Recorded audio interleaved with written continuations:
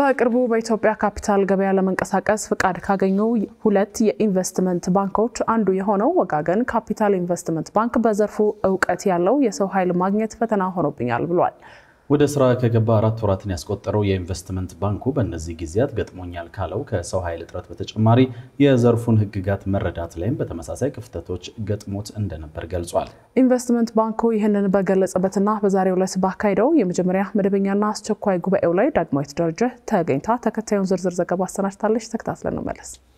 ወጋገን ካፒታል ኢንቨስትመንት ባንክ አክሲዮን ማህበር በኢትዮጵያ በቅርቡ በተጀመረው የካፒታል ገበያ የመጀመሪያው የግል ኢንቨስትመንት ባንክ በመሆን በይፋ አገልግሎት መስጠት መጀመሩ ይታወሳል።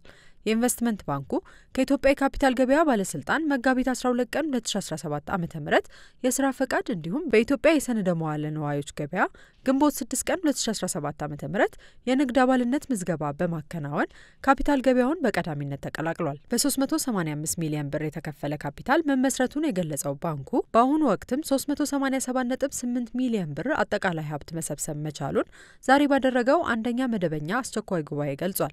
በአሁኑ ጊዜ 387.8 ሚሊዮን ቢሆን አጠቃላይ ሀብት ሲኖረው 374.8 ሚሊዮን ንብረት ይዞ ይገኛል። የ10.19 ሚሊዮን የተጣራ ኪሳራ ሪፖርት ያደረገ ሲሆን የ7.9 ሚሊዮን ገቢና የ22.4 ሚሊዮን ወጪ ውጤት ነው። በጅምሩ እንቅስቃሴ ላይ የሚጠበቅ ውጤት ሲሆን ከፈጣን ገቢ ይልቅ ጠንካራና ቀጣይነት ያለው መሰረት በመገንባት ላይ ትኩረት አድርገን እየሰራ እንደሆነ ያሳያል። የካፒታል ገበያ ዘርፍ ለሀገሪቱ አዲስ እንደመሆኑ ወጋገን ካፒታል ኢንቨስትመንት ባንክ የተለያዩ ተግዳሮቶች እንደገጠሙትም በዚሁ ጊዜ አሳውቋል። ከነዚህ ፈተናዎች ውስጥ ደግሞ በዘርፉ ዕውቀት ያለው የሰው ኃይል ማግኘትና ዘርፉ የሚመራባቸውን ህጎች መረዳት ተጠቃሽ ናቸው ብሏል። ይህ እንግዲህ ለሀገሪቷም አዲስ ነው። ገና የመጀመሪያው ነን። ከግል ከኛ ጋር ቀጥሎ ያለው የነበረው የዛን ጊዜ ንግድ ባንክ ነበር። ስለዚህ አዲስ በመሆናችን ህጉን መረዳት፣ ዕውቀቱን ማየዝ፣ የሰው ኃይል ማሰልጠን፣ ኢንፍራስትራክቸሩን ማዘጋጀት፣ ዕውቀትና ዶክትሬት ማድረግ በጣም ቻሌንጆች ነበሩ።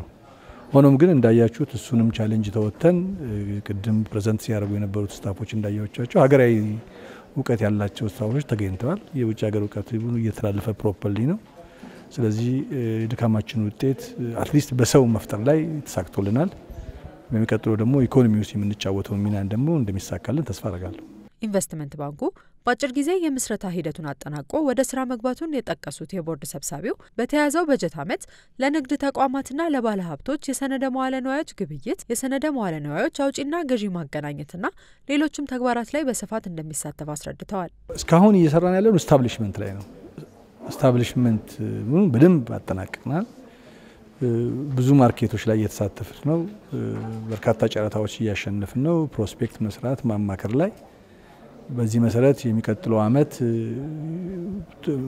ከኖቬምበር 13 በኋላ ኦሬዲ ሁሉም እንትኖች ሬጂስተር ማድረግ ስላለባቸው ከዛም በኋላ ወደ ትሬዲንጉ ወደ ብሮከሬጁ በደንብ የምንገባ የተለያዩ ጥናቶች ኢንቨስትመንቶችን የምናጠና ኢኮኖሚ የፈቀደልን ልክ የምንንቀሳቀስና የተሻለ ነገር ይዘን እንደምንመጣ ተስፋ አደርጋለሁ። ወጋገን ካፒታል ኢንቨስትመንት ባንክ የካፒታል ገበያ ዘርፎችን ዋነኛ የሰነደ መዋዕለ ንዋዮች አከናዋኝ በመሆን የተሟላ የኢንቨስትመንት ባንክ አገልግሎት እሰጣለሁ ያለ ሲሆን በተጨማሪም የተቋማት ግዢና ጣምራ እንዲሁም የካፒታል መልሶ ማዋቀር አገልግሎቶችንም እንደሚሰጥ በዚሁ ጊዜ አሳውቋል።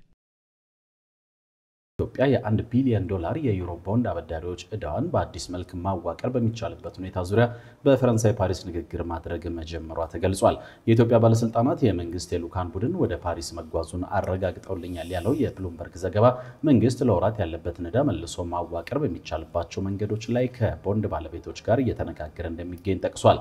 ይህ ውይይት ኢትዮጵያ የዩሮ ቦንድ ክፍያ ማዘግየቷን ተከትሎ የመጣ ሲሆን ድርድሩ የኢትዮጵያን ወቅታዊ የኢኮኖሚ አቅም ከግምት ውስጥ ያስገባ ዘላቂነት ያለው የዕዳ አከፋፈል ስምምነት ላይ ለመድረስ ያለመ እንዲሁም ደግሞ የዕዳ ጫናዋን ለማቃለል የሚደረገው ጥረት አካል መሆኑን ተነስቷል። ምንም እንኳን ስለዚህኛው ንግግር የኢትዮጵያ መንግስት በይፋ ያለው ነገር ባይኖርም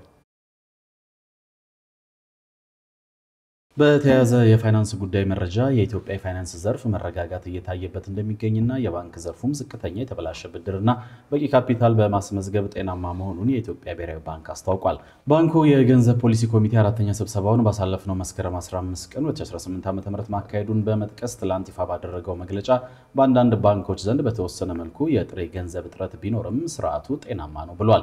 ጥቅምት 2017 ዓ.ም የተጀመረው በባንኮች መካከል የሚደረግ የገንዘብ ግብይት ከፍተኛ ከፍተኛ እድገት በማሳየት በነሐሴ ወር 2017 ዓ.ም መጨረሻ 945.1 ቢሊዮን ብር መድረሱን ያነሳው መግለጫው በገንዘብ ዝውውር ረገድ ፈጣን እድገት መስተዋሉንም አስፍሯል። በተጨማሪም መንግስት በተያዘው የ2018 በጀት ዓመት 2 ወራት ከብሔራዊ ባንክ አንዳችም ብድር እንዳልወሰደ ጠቅሷል። አሁንም ከፋይናንስ ነክ ጉዳዮች አልወጣንም ተመልካቾቻችን። የገንዘብ ሚኒስቴር በፈረንጆቹ 2025 የመጨረሻ ሩብ ዓመት የሚካሄደውን የግምጃ ቤት ሰነዶች የጨረታ መርሃ ግብር ይፋ አድርጓል። ከነገ መስከረም 21 እስከ ታህሳስ 15 ቀን 2018 ዓ.ም የሚካሄደው ይህ የ3 ወራት መርሃ ግብር በአጠቃላይ 243 ቢሊዮን ብር የሚገመት የዕዳ ሰነድ ለሀገር ውስጥ ባለሀብቶች የሚቀርብ መሆኑም ተመላክቷል። ይህ የዕዳ ሰነድ አቅርቦት በየ2 ሳምንት የሚካሄድ ሲሆን ለባንኮች፣ ለኢንሹራንስ ኩባንያዎች፣ ለጡረታ ፈንድና ለሌሎች ተቋማት የሚቀርብና ባለሀብቶች በአራት የተለያዩ የጊዜ ገደቦች ማለትም 28 ቀናት፣ 91 ቀናት፣ 182 ቀናትና 364 ቀናት ላይ መጫረት የሚችሉ መሆኑን የገንዘብ ሚኒስቴር አስታውቋል።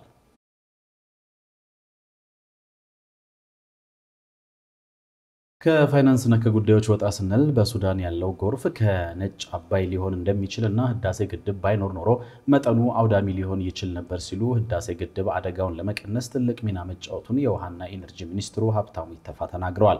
ሱዳን ቅዳሜ ዕለት በጥቁርና በነጭ አባይ ገባር ወንዞች የውሃ መጠን እየጨመረ መምጣቱን በመጥቀስ የጎርፍ አደጋ ማስጠንቀቂያ አውጥታለች። የሱዳን መስኖ ሚኒስቴር በጥቁርና በነጭ አባይ ገባር ወንዞች የውሃ መጠን ለተከታታይ ቀናት ከፍተኛ እንደነበር የተናገረ ሲሆን ጉዳዩን አስመልክቶ የቁት የውሃና ኢነርጂ ሚኒስትሩ ሀብታሙ ኢተፋ ኢትዮጵያ ትርፍ ውሃ እንዳለቀቀችና የህዳሴ ግድብ የሱዳንን ጎርፍ ለመቀነስ አስተዋጽኦ ማድረጉን እንደነገሩት ጠቅሶ አሶሺየትድ ፕሬስ ዘግቧል። የኢትዮጵያ ሀገራዊ ምክክር ኮሚሽን በስዊድንና አካባቢው ከሚገኙ ኢትዮጵያውያንና ትውልደ ኢትዮጵያውያን አጀንዳ የሚያሰባስብበትን መድረክ በመጪው ቅዳሜ መስከረም 24 ቀን 2018 ዓ.ም በስቶክሆልም ከተማ እንደሚያካሄድ ይፋ አድርጓል። በስዊድንና አካባቢው ከሚገኙ ኢትዮጵያውያንና ትውልደ ኢትዮጵያውያን አጀንዳ ለማሰባሰብ ወደ ውጭ ያቀናው የኮሚሽነሮች ልዑክ በስዊድን ስቶክሆልም በመገኘት ከስዊድን፣ ኖርዌይ፣ ፊንላንድ እና ዴንማርክ ባለሙሉ ስልጣን አምባሳደር ምህረተአብ ሙልጌታና የሥራ ባልደረቦቻቸው ጋር መወያየቱን ገልጿል። ልዑኩ ውይይቱን ያደረገው በመጪው ቅዳሜ በሚካሄደው የምክክር መድረክ ዙሪያ መሆኑ የተጠቀሰ ሲሆን ለምክክሩ በሚያስፈልጉ የሎጂስቲክስና አስተዳደራዊ ጉዳዮች ዙሪያ እንዲሁም ደግሞ ስለሚከናወኑ ተግባራት ከኢትዮጵያ ኤምባሲ ጋር መግባባት ላይ መደረሱን ባወጣው መግለጫ ላይ ጠቁሟል።